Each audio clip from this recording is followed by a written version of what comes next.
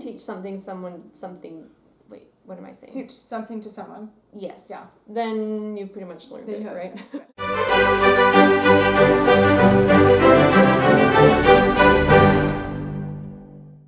Hey everybody, we're back again. Hello. So today I am going to talk about learning styles.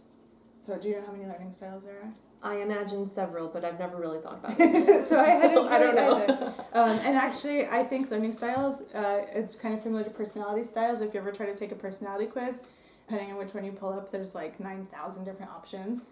Yeah. And learning styles, there's really 3 that pop up pretty much anywhere you look. And then some places that I've looked, there's like 9. They really divide them all down. So learning styles were kind of an eye-opener to me. Like I've talked about in the math video, I love math. Mm-hmm. And so just in general, in my mind, I tend to be a very A to B person. And there's not a lot of this as you get to a solution. And so I thought all people learned like me. I thought this is what you do and this is the result.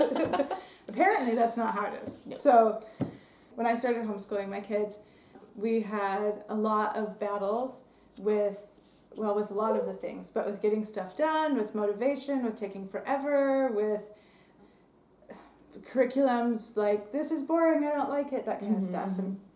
And around that same time, I had a friend one of our core 5, who loves Carol Tuttle, who, if you've ever heard of Dressing Your Truth, or The Child Whisperer is Carol Tuttle. So The Child Whisperer is one of the books that my friend just loves. And I was like, all right, I'll read it. In talking about the 4 different types with my friend before The Child Whisperer, she also has them for adults, I kind of laugh because I'm like, I'm pretty sure I'm divergent. Like, for real. It's been like 5 years since we started looking at that. I still am pretty sure I'm divergent. So don't everybody start figuring out my type through my facial features. But it made me think, okay, I'm going to read The Child Whisperer. And I read it, and it was actually so helpful because I kind of understood. I mean, I knew people had different personalities, but I was able to see my children in these different types. And she talks in the section about each type, she talks about the ways to motivate your child. And it was eye-opening to me in my mid-30s to read this and be like, and I knew that people are motivated different ways because I had worked in management. So I knew how to motivate people in different ways, but for some reason in my mind, my children should all be motivated the same, and it should all be the same way I do. Makes it so much easier. It does make it so much easier. So this was eye-opening to me. Okay. And I started to learn a little bit more about learning types. Learning types. So the most common learning type, do you know what it is? Based on auditory? No. Visual. Yes. So visual learners are the most common. Some of the information that I found said visual learners make up to 65% of people. Wow. So it's a little above half, but the biggest bunch. So visual learners they like to see things written down. They learn through seeing images. They like if you ask them a question or they're studying, they might stare into space and you might think they're daydreaming, but really what they're doing is they're trying to picture the answer in their mind. Yeah. So I do that.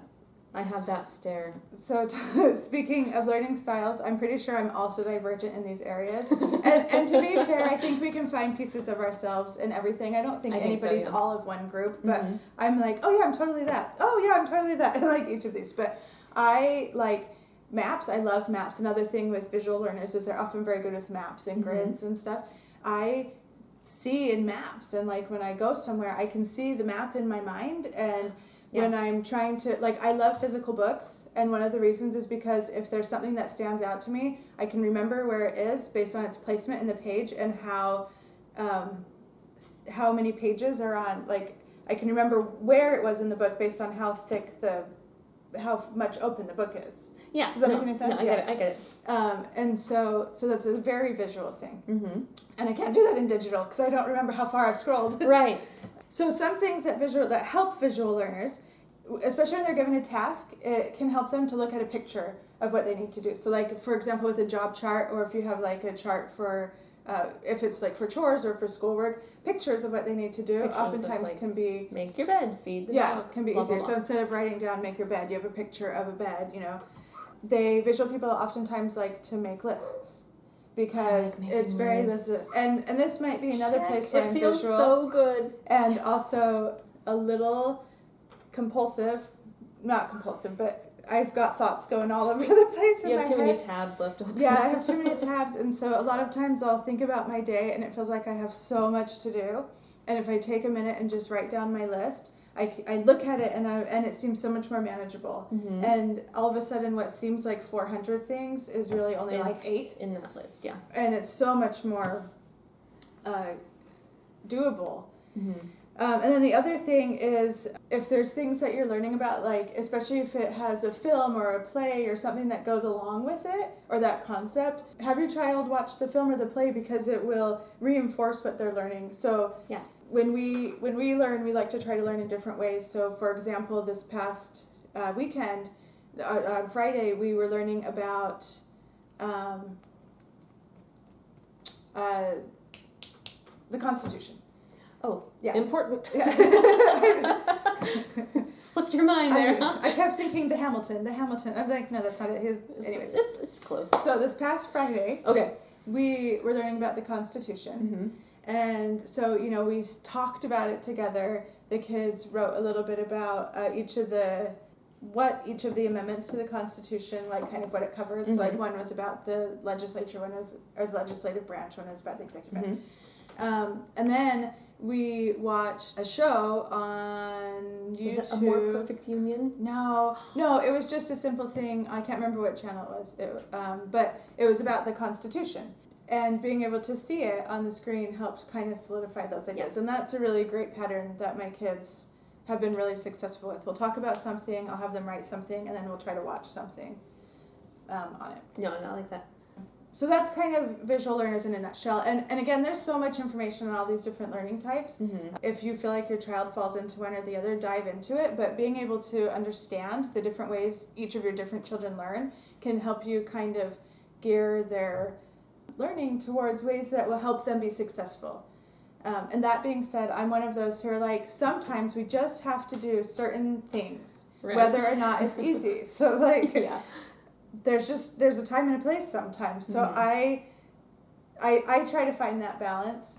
I know a lot of people are like, nope, that's too hard for them to learn. We're just going to do it in the way that works for them. And that's fine. I mean, you find what Mm-hmm. works in your family. I tend to be, I'm not going to make you do it if it's not a way you're going to be successful. But there are times where, family dinner, we sit at the table.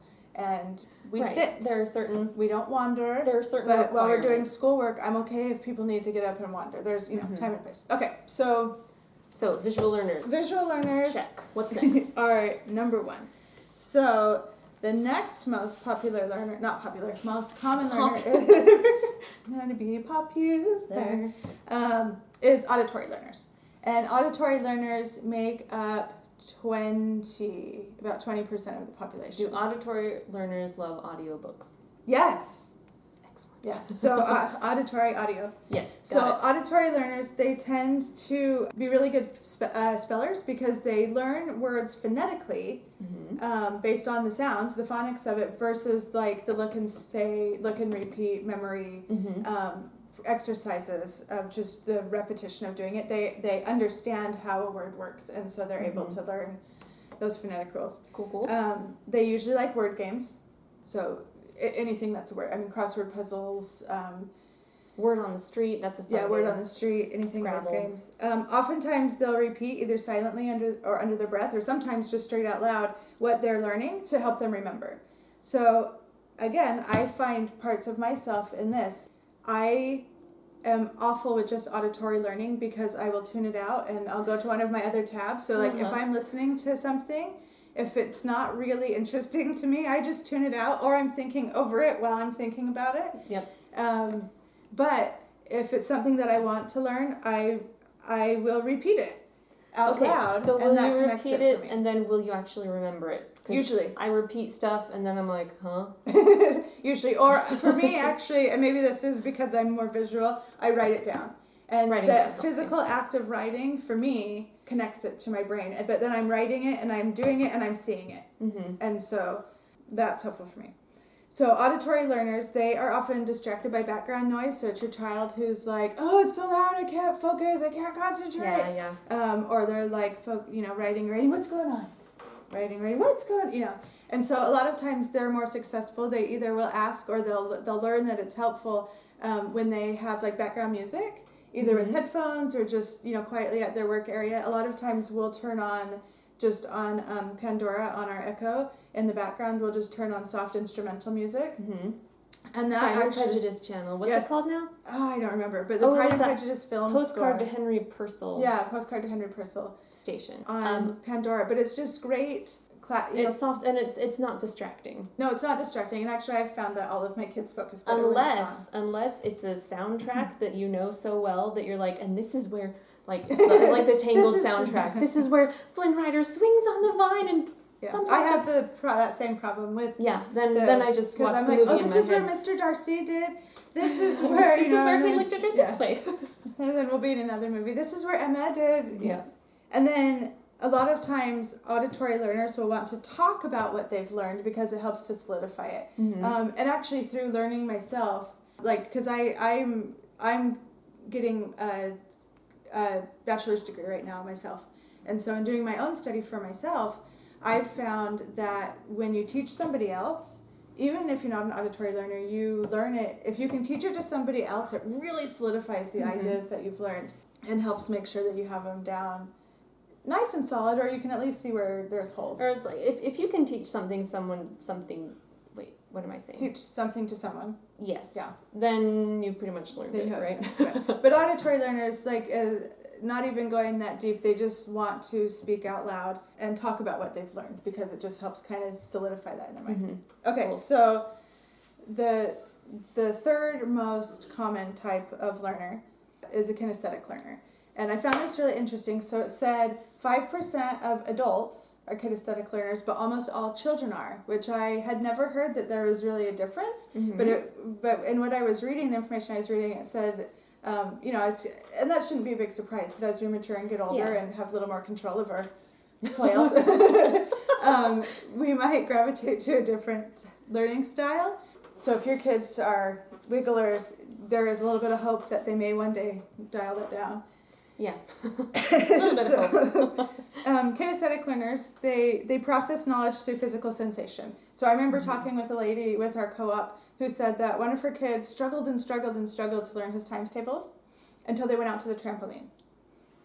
And he would literally jump, and I can't remember if he just jumped. I want to do jumping jacks for some reason, because I'm not going to stand up and jump. But he would jump, and 7 times 8 is 56. And that physical action, like, he got it down so fast, she was telling me. And it was just this, like, wow moment for them. But so the physical movement connects it to their brain in a way. Physical movement and also touching. So like if you take some Play-Doh and roll it out into like the snakes and say, all right, spell Kansas. And they can spell Kansas with the snakes. With the Play-Doh. They're doing it. Mm-hmm. So a lot of times a kinesthetic learner will come up and they'll want to show you something rather than tell you. Mm-hmm. So instead of, let me tell you about this picture, let me show you this thing this Lego thing I made. And then kinesthetic learners, they want to touch and feel the world around them. So that's a child when you go into the store and you're like, look with your eyes, not with your hands. Don't touch the raw chicken on the table. Yeah. But they want to, they just want to touch everything. They want to touch it and feel it. So a couple of things that help with kinesthetic learners is movement. So movement helps their minds focus. And this was totally foreign idea to me because I am kind of a movie person, and maybe I don't even notice this. Like I talk with my hands, I am always tapping a foot or a hand or something, but I've never thought of myself as a kinesthetic learner. But I have one child who cannot sit still, and we'll go over some sort of lesson that we're all doing together. Oftentimes this happens with history, and she's over there doing this and doing somersaults and rolling her, like she looks like she's breakdancing. And I'm like, there's no way she's retained any of this, because for me, if I was doing all of those things, my mind would be here and there and everywhere. I wouldn't be paying attention at all. And I'll ask a question and we're done, and she'll rattle off all of this information and she is able to retain so well through moving that is just beyond.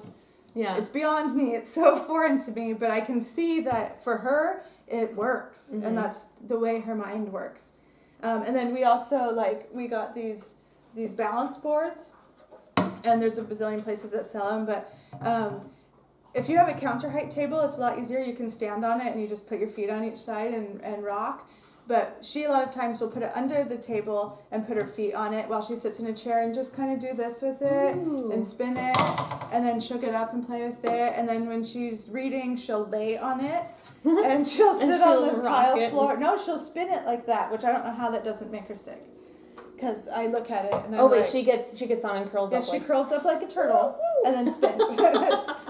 So, but movement's so helpful. So I know some parents will get a exercise ball, a yoga ball, and instead of having their child sit on the chair, they'll have them sit on a ball, and so they can do one of these. Or fidget spinner. Fidget spinners I don't love because a lot of them you have to have two hands, but the little fidget toys that you can do with one hand. Or silly putty. Silly putty. I have one child who will squish Play-Doh as we talk. So chewing gum, doodling, or fidgeting helps them be able to concentrate. And I think it helps focus their mind or focus their hands so their mind can focus. I don't know. What are you giggling about? I'm just my number 2 kid. Must be a number 2 thing. Yeah. He's been messing with the Play-Doh. And my oldest asks him, "Why are your teeth blue?" And he's like, "No reason." Like, "Have you been eating the Play-Doh?" No. Yum. This is the same kid who at age 2, I'm like, "Have you been eating dirt?" And he's just like, I don't know what you're talking about.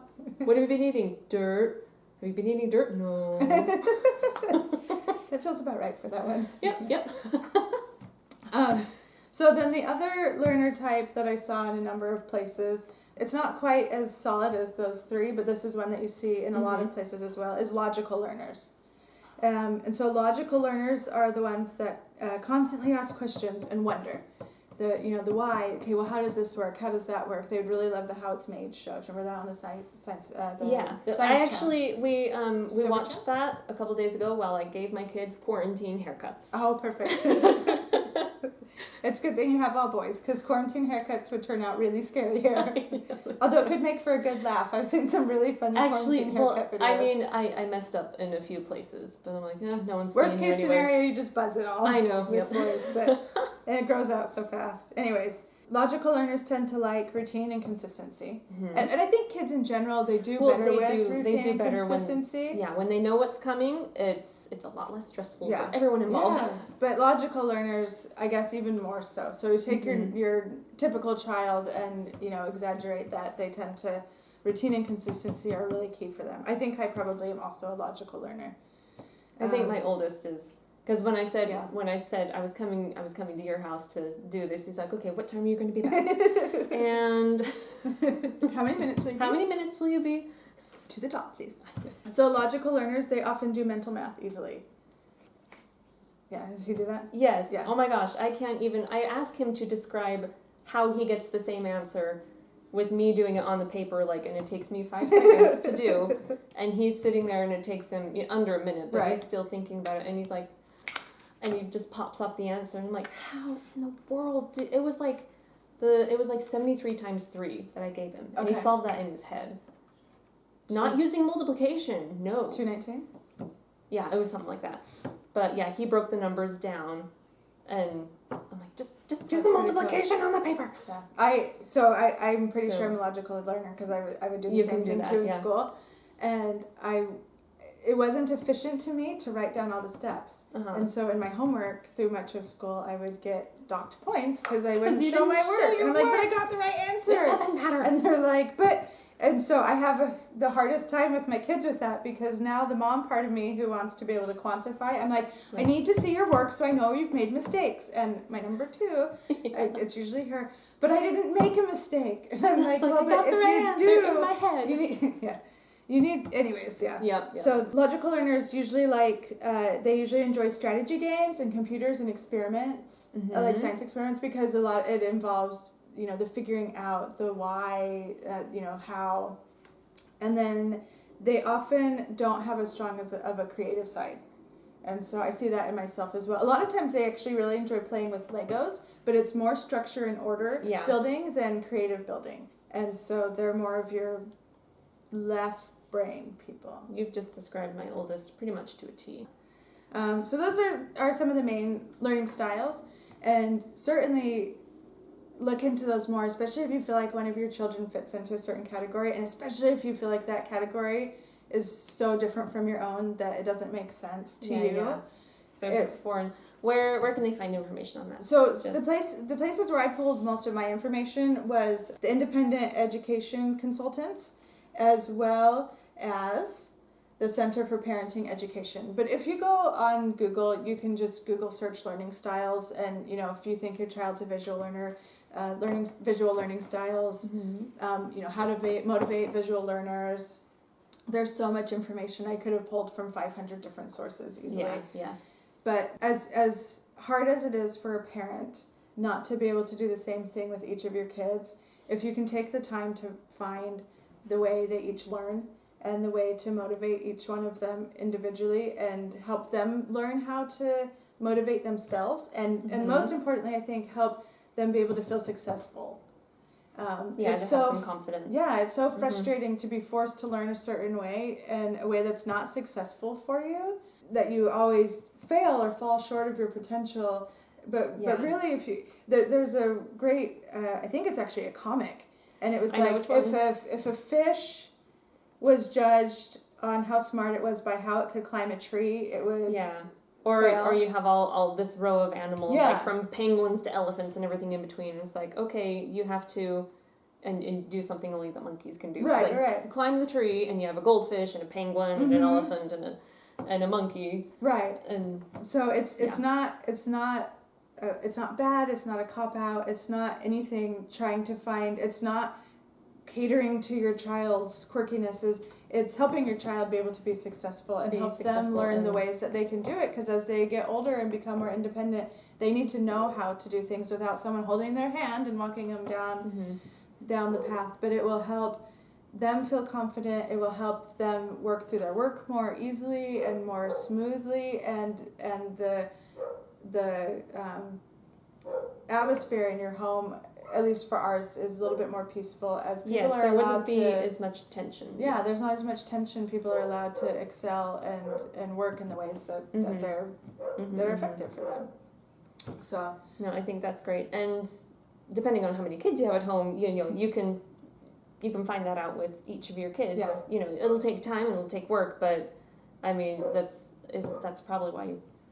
Right. Well, and there's really three kind of main categories. So, if you have more than 3 kids, hopefully you've got some falling in the same categories as each other. So you just really only have to motivate 3 different groups. 3 groups of people. So just get them working together. Anyways, okay, so that's a little bit about learning styles. If you have any questions about those, feel free to shoot us an email, and you can reach us at admin@homeschoolhypothesis.com. And we should say the title of our homeschool hypothesis before each video. We should. Whoops. Next time. Bye.